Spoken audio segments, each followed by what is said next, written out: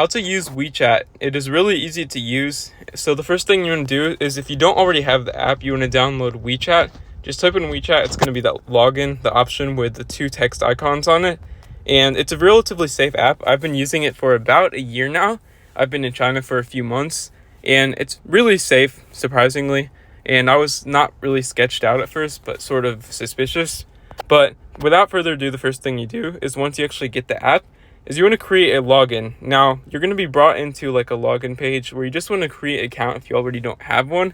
But what this app basically does is, it's the messaging system in China that everyone in China uses to just communicate. Like, this is like the WhatsApp plus Instagram plus social media plus every single app all in one. Now, how you use it is, there's a few different ways you can message people, obviously, by in the top right hand corner clicking on the plus icon, adding contacts, or scanning person's QR code to add contacts, or creating new chats. You can just add any people to a group just like this. It's really easy versus just like typing in people's name, like iMessage or Android messages, for example.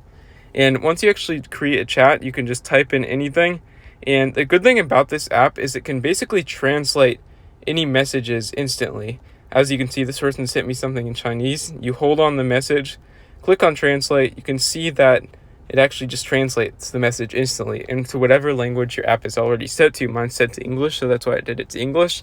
But you can also make payments on this app just by clicking on the scan option or the money option. You can just attach your card by going over to the me option and clicking on pay and services, where you can actually add your card here just by clicking on the money option, add card. I'm not going to show it just because it's my card.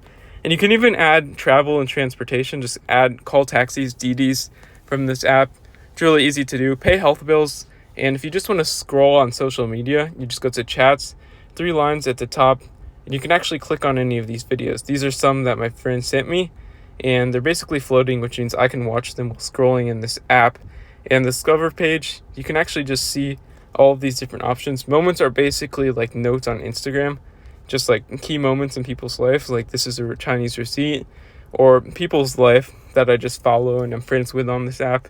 And yeah, it's basically really easy to do. You can send files. It's basically a do-it-all-in-one app. You don't have to have 500 apps on your phone. And yeah, it's really safe. I really recommend it. And honestly, it's easier than I would have ever thought.